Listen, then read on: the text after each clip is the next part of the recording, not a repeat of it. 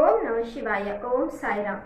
ஆன்மீக அன்பர்கள் அனைவருக்கும் வணக்கம். நம்ம இன்னைக்கு இந்த பகுதியில் பார்க்க இருக்கிறது ஸ்ரீ ஷீரடி சாய்பாபாவின் சட் சரிதத்தில் இருக்கிற 2ஆம் அத்தியாயத்தை இன்னைக்கு நம்ம பார்க்குறோம். இந்த 2ஆம் அத்தியாயத்தின் தலைப்பு என்னன்னு பார்த்தோம்னா, இப்பணியை செய்வதன் நோக்கமும் துணிவின்மையும் காரசார விவாதமும் குருவின் அவசியமும் பற்றி ஹேமந்த் பந்த் அவர்கள் விளக்குகிறார் இந்த 2ஆம் அத்தியாயத்துல. இந்த 2ஆம் அத்தியாயத்துல ஹேமந்த் பந்த் அவர்கள் குறிப்பிடுறாரு, சாய்பாபாவின் வாழ்க்கை வரலாற்றை எழுதியதற்கான காரணத்தையும் அவரை முதலாக சந்தித்த அனுபவத்தையும் இந்த 2ஆம் அத்தியாயத்தில் திரு ஹேமந்த் பந்த் அவர்கள் குறிப்பிடுறாரு. பாபாவின் அற்புதமான லீலைகளை நான் நிறைய கேட்டிருக்கேன். அவருடைய லீலைகளும் அற்புதங்களும் அவருடைய பக்தர்களுக்கு முழுமையா போய் சேரணும் அப்படிங்கிறதுக்காக நான் இந்த சாயி சட் சரிதத்தை எழுதலாம்னு நினைக்கிறேன் அப்படின்னு குறிப்பிடுறாரு. இதை படிப்பதன் மூலியமாக சாய்பாபாவின் பக்தர்களின் பாவங்களும் துன்பங்களும் துயரங்களும் நீங்கும் அப்படின்னு அவரு சொல்றாரு. முதல் அத்தியாயத்துல பாபா கோதுமை மாவு அரைத்து காலரா நோயை விரட்டியதை பத்தி நம்ம பார்த்தோம். இந்த 2ஆம் அத்தியாயத்துல ஹேமந்த் பந்த் அவர்கள் என்ன குறிப்பிடுறாருன்னா, தனக்குள்ள எழுந்த ஒரு அச்சத்தையும் ஒரு சந்தேகத்தையும் அவர் முதல்ல வெளிப்படுத்துறாரு. அதாவது, தன்னுடைய நெருங்கிய நண்பரின் வாழ்க்கை வரலாறே எனக்கு தெரியாது, சொல்ல போனா என்னுடைய மனதை பற்றியே எனக்கு முழுமையா தெரியாத பொழுது நான் எப்படி மிகப்பெரிய ஞானியான அவருடைய வாழ்க்கை வரலாற்றை நான் எப்படி எழுதுறது அப்படின்னு அவருக்குள்ளேயே ஒரு சந்தேகம் வருது.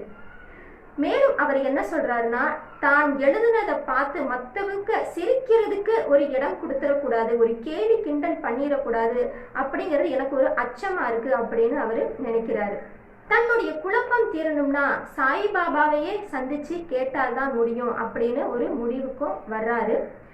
ஞான பெருங்கடலான பாபாவின் வாழ்க்கை வரலாற்றை நம்ம படிக்கும் பொழுது ஒரு ஆழ்கடல்ல இருந்து முத்து எடுக்கிற மாதிரி பாபாவின் சாய் சத்சரிதத்தை படிக்கும்போது விலை மதிப்பற்ற ஞானமும் பக்தியும் நமக்கு கிடைக்கும். ஹேமந்த் பந்த் சொல்றாரு, எனக்கா எப்படி தோணும் சாய் சத்சரிதத்தை எழுதணும்னு, பாபா தான் அந்த எண்ணத்தை எனக்குள்ள வர வச்சிருக்காரு அப்படின்னு ஹேமந்த் பந்த் சொல்றாரு. பாபாவின் வரலாற்றை பத்தி எழுதணும் அப்படின்னு ஹேமந்த் பந்துக்கு ஆசை வந்துருச்சு. இருந்தாலும் பாபா கிட்ட போய் நானே எனக்காக அனுமதி எப்படி கேட்கறது அப்படின்னு யோசிக்கிறாரு. அதனால பாபாவின் அடியவரான மாதவராவ் தேஷ்பாண்டே அப்படின்னு ஒருத்தர் இருக்காரு, அதாவது ஷாமான்னு அழைப்பாங்க அவரை. இந்த ஷாமா கிட்ட போய் சொல்றாரு, பாபாவின் வரலாற்றை எழுதுறதுக்கு பாபா கிட்ட எனக்கு அனுமதி வாங்கி கொடுங்க அப்படின்னு சொல்றாரு. ஷாமாவும் பாபா கிட்ட போய் கேட்கிறாரு, உங்களுடைய வாழ்க்கை வரலாற்றை இவர் எழுதணும்னு சொல்றதால திரு ஹேமந்த் பந்த் அவர்கள் எழுதணும்னு சொல்றாங்க, நீங்க அதுக்கு அனுமதி கொடுங்க அப்படின்னு பாபா கிட்ட வாதாடுறாரு. பாபா எதுவுமே கூறல. ஷாமா விடுறதாவும் இல்லை, எப்படியாவது அனுமதி கொடுத்தே ஆகணும், நான் சாதாரண பக்கிரி தானே, என்னுடைய வாழ்க்கையை எதுக்கு எழுதுறீங்க அப்படின்னு நீங்க எதுவுமே கேட்கக்கூடாது, எதுவுமே பேசக்கூடாது, நீங்க ஆசீர்வாதம் மட்டும் கொடுங்க, உங்களுடைய ஆசீர்வாதம் இருந்தாதான் இந்த பணி நிறைவு பெறும், முழுசா ஆகும், அதாவது எந்த ஒரு தடையும் இல்லாம இவர் இந்த காரியத்தை முடிக்கணும்னா உங்களுடைய அனுமதியும் ஆசையும் வேணும், நீங்க அவருக்கு ஆசீர்வாதம் பண்ணுங்க அப்படின்னு சொல்றாரு. பாபாவும் தன்னுடைய கரங்களால உதிய எடுத்து ஹேமந்த் பந்த் அவர்களை ஆசீர்வாதம் செஞ்சு தன் கரங்களை ஹேமந்த் பந்தின் தலை மீது வைத்து ஆசீர்வாதம் செய்கிறாரு. ஹேமந்த் பந்த் சொல்றாரு, ஷீரடி சாய்பாபாவை சந்திக்கிறதுக்கு என்ன காரணம் அப்படிங்கிறத குறிப்பிடுறாரு. ஹேமந்த் பந்தின் 2 நண்பர்கள், காகா சாஹேப் நானா சாஹேப் அப்படின்னு 2 நண்பர்கள் ஹேமந்த் பந்த் கிட்ட என்ன சொல்றாங்கன்னா, நீங்க ஒரு முறை ஷீரடிக்கு போய் பாபாவை தரிசனம் செஞ்சுட்டு வாங்க அப்படின்னு சொல்றாங்க. ஹேமந்த் பந்தும் போகலான்னு நினைக்கிறாரு, அவருக்கு ஏதேதோ ஒரு வேலை காரணமாக தடைப்பட்டுட்டே இருக்கு. இதற்கு இடையில ஹேமந்த் பந்த் அவர்களுடைய நண்பரின் மகனுக்கு உடல் நலம் இல்லாம போகுது. அவர் எவ்வளவோ முயற்சி பண்றாரு, எவ்வளவோ வேண்டுதல்கள் பண்றாரு, எவ்வளவோ மருத்துவர்களை போய் பார்க்கிறாரு. அந்த குழந்தையின் உடல் முன்னேற்றமே இல்லை, ரொம்ப மோசமாகிக்கிட்டே இருக்கு. இறுதியில என்ன பண்றாரு, அந்த நண்பர் அவருடைய குருநாதரை கூட்டிட்டு வந்து அந்த குழந்தையின் படுக்கைக்கு பக்கத்துல உட்கார வைக்கிறாரு. தன்னுடைய குருவின் பார்வை பட்டாலாவது அந்த குழந்தை பரிபூர்ணமா குணமடையுமா அப்படின்னு பாக்குறாரு. இருந்தாலும் அந்த குழந்தை முழுமையா குணமாகவே இல்லை, ரொம்பவும் உடல் சோர்வா ரொம்ப மோசமான நிலையிலேயே இருக்கு.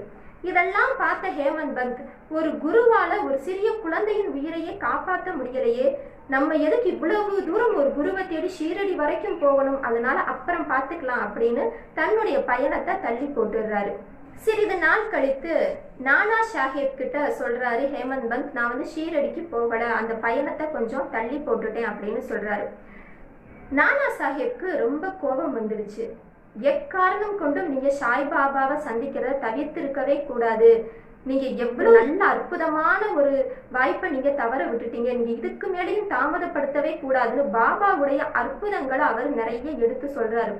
கேட்க கேட்க ஹேமந்த் பந்துக்கு பாபாவை உடனே பார்க்கணுன்ற ஆர்வம் வந்துருச்சு. அன்று இரவே அவர் என்ன பண்றாரு, ஷீரடிக்கு தன்னுடைய பொருட்கள், அதாவது பயணத்திற்கு தேவையான அனைத்து பொருட்களையும் எடுத்துக்கிட்டு கிளம்பிடுறாரு. ஷீரடிக்கு ரயில்ல ஏறி அமர்றாரு.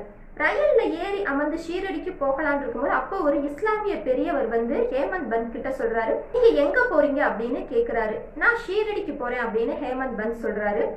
அப்ப அந்த இஸ்லாமிய பெரியவர் சொல்றாரு, நீங்க இந்த ரயில் பெட்டியில போனீங்கன்னா உங்களுக்கு சரியான நேரத்துக்கு போக முடியாது, அதனால வேற ஒரு ரயில் பெட்டி பெயரை சொல்லி அதுல போங்க அப்படின்னு சொல்றாரு. அவரும் சரியா அந்த ரயில் பெட்டியில ஏறி மறுநாள் காலையே சரியான நேரத்திற்கு ஷீரடிக்கு போய் சேர்ந்துடுறாரு. அப்பவும் ஹேமந்த் பந்துக்கு ஒரு ஆச்சரியம் தான், நம்ம தவறான ஒரு வண்டியில ஏறி தவறான பாதைக்கு போகாம இப்ப சரியான பாதைக்கு அந்த இஸ்லாமிய பெரியவரை யாரு சொல்லிவிட்டாரு, எப்படி சரியா நம்மளை பார்த்து அவர் சரியான பாதையில போகும்படி சொன்னாரு, இப்ப இதெல்லாம் யாரோட செயல், பாபா நம்மளை வழி நடத்த ஆரம்பிச்சுட்டாரான்னு அவருக்குள்ள ஒரு கேள்வி எழுது. மறுநாள் என்ன பண்றாரு, அங்க ஷீரடியில போய் ரயில் வண்டியில இருந்து இறங்கி குதிரை வண்டியில ஏறி பாபா தங்கி இருக்கிற இடத்துக்கு போறாரு. இது நடக்கிற வருடம் 1910. குதிரை வண்டியில இருந்து பாபா தங்கி இருக்கிற இடத்துக்கு இறங்கின ஹேமந்த் பந்த் அவர்கள் பாபாவை உடனே பார்க்கணும்னு ஆவல்ல வேகமா உள்ள போறாரு. அப்ப ஒரு அடியவரை பார்த்து கேக்குறாரு, பாபாவை பார்க்கணும், எங்க இருக்காருன்னு கேட்டதுக்கு பாபா மசூதியின் ஒரு மூலையில அமர்ந்து இருக்காரு அப்படின்னு சொல்றாரு. உள்ள போக போனவர் பாபாவை இப்ப சந்திக்கலாமா அப்படின்னு அந்த அடியவர்கிட்ட கேட்கிறாரு. அந்த அடியவர் சொல்றாரு, நீங்க முதல்ல போய் ஒரு நமஸ்காரம் பண்ணிக்கங்க, அதுக்கப்புறம் குளிச்சதுக்கு அப்புறம் நம்ம எல்லாரும் சாவகாசமா உட்காந்து பேசலாம் அப்படின்னு சொல்றாரு. ஆவலா ஓடோடி, அவரால் நடக்க கூட முடியல, பாபாவை சந்திக்கணும்ன்ற ஆவல்ல ஓடோடி போய் சாஷ்டாங்கமா விழுந்து நமஸ்காரம் பண்ணிட்டு குளிச்சு முடிச்சுட்டு பாபாவை சந்திக்கிறதுக்காக வராரு. பாபாவை சந்திக்க வந்த நாளே பாலா சாஹேப் அப்படின்ற ஒரு அடியவருக்கும் ஹேமந்த் பந்துக்கும் ஒரு காரசார விவாதம் ஏற்பட்டுச்சு. அதாவது குரு நமக்கு தேவையா இல்லையா அப்படின்னு ரெண்டு பேரும் விவாதம் செய்யறாங்க. ஹேமந்த் பந்த் சொல்றாரு, குருங்கிறவர் நமக்கு தேவையே இல்லை, கடவுள் நேரடியா இருக்கும் பொழுது நமக்கு எதுக்கு குருவின் தேவை அப்படின்னு சொல்றாரு. அதுக்கு பாலா சாஹேப் சொல்றாரு, என்னதான் நம்ம இறைவனை நினைத்தாலும் நாம ஒண்ணு நினைச்சோம்னா தெய்வம் ஒண்ணு நினைக்கதான் செய்யும், தெய்வம் என்ன நினைக்குதுங்கிறது குருவுக்கு தான் தெரியும், அதனால ஒரு குரு மூலியமா இறைவனை அடையிறதா சரி அப்படின்னு இரண்டு பேரும் விவாதம் செய்யறாங்க. 1 மணி நேரத்திற்கு மேல இவங்க விவாதம் போனதுனால ரெண்டு பேரும் சோர்வடைஞ்சு அந்த விவாதத்தை கைவிட்டுறாங்க. சரி, நம்ம எல்லாரும் திரும்பவும் போய் பாபாவை தரிசனம் பண்ணலாம்னு அங்க இருக்கிற அனைவரும் சேர்ந்து பாபா கிட்ட போறாங்க. பாபா பார்த்து ஹேமந்த் பந்தை பார்த்து கேட்கிறாரு, என்ன பெரிய விவாதம் நடந்திருக்கு போல அப்படின்னு கேட்கிறாரு. ஒரே ஆச்சரியம் ஹேமந்த் பந்துக்கு, ஏன்னா இவங்க பேசின இடமும் பாபா இருக்கிற இடமும் ரொம்ப தூரம், இவங்க பேசினது கேட்டிருக்கிறதுக்கு வாய்ப்பே இல்லை. நம்ம பேசினது எப்படி இவ்வளவு தூரம் தாண்டி பாபாவுக்கு கேட்டுச்சு, ஞான திருஷ்டியில தான் பாபாவுக்கு தெரிஞ்சிருக்கு அப்படின்னு அங்க இருக்கிற எல்லாருக்கும் தெரிஞ்சுது. அடுத்த நாள் காகா சாஹேப் பாபா கிட்ட போய், நான் இப்ப ஷீரடியை விட்டு போகணுமா அப்படின்னு கேக்குறாரு. பாபாவும் ஆமா அப்படின்னு சொல்றாரு. அதுக்கு ஒரு அடியவர் சொல்றாரு, எங்க போகணும்னு சொல்றீங்க அப்படின்னு கேக்குறாரு. அதற்கு பாபா சொல்றாரு, மேல உயரமா போ அப்படின்னு சொல்றாரு. அங்க இருக்கிறவங்களுக்கும் காகா சாஹேப்புக்கும் புரியல, மேலே உயரமானா எங்க இருந்து போகணும் அப்படின்னு கேக்குறாங்க. ஷீரடியில இருந்து கூட ஒரு வழி இருக்கு, பல வழிகள் இருக்கு அப்படின்னு பாபா சொல்றாரு.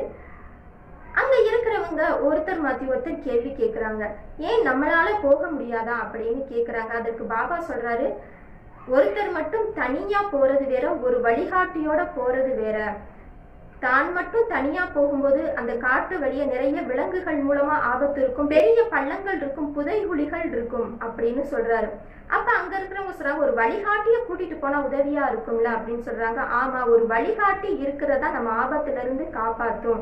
எப்பவுமே ஒரு இடத்துக்கு போகும்போது வழிகாட்டியோட போறது உங்களை குறித்த நேரத்துல பாதுகாப்பா கொண்டு போய் அந்த இடத்துக்கு சேர்க்க உதவும் அப்படின்னு பாபா சொல்றாரு.